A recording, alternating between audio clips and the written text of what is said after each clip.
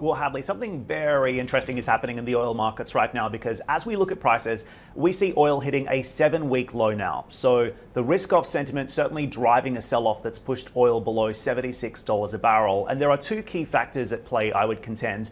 The first is, of course, this return of virus restrictions in Europe. We have Austria going into a full lockdown today, and other countries like Germany and the Netherlands also battling what appears to be an apparent fourth wave of infections. So traders see these new lockdowns as a threat to global energy demand. It's certainly something that is going to be focused on over the next couple of weeks.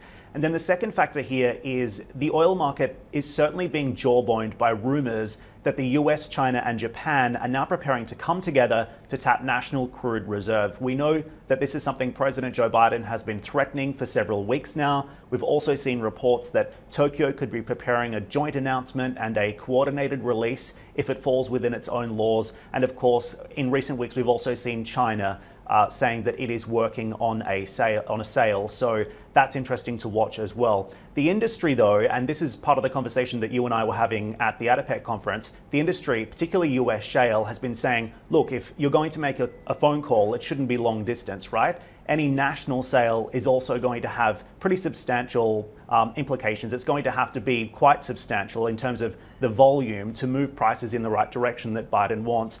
And it would also be counter to the work that OPEC Plus is doing to stabilize the market. But the interesting thing that's happening now is that with prices already falling, it looks like Biden's jawboning has been successful, actually. And this COVID surge in Europe reduces the risk of any coordinated release, at least for now. So it's going to be interesting to see what happens from this point on. But oil's certainly under pressure right now.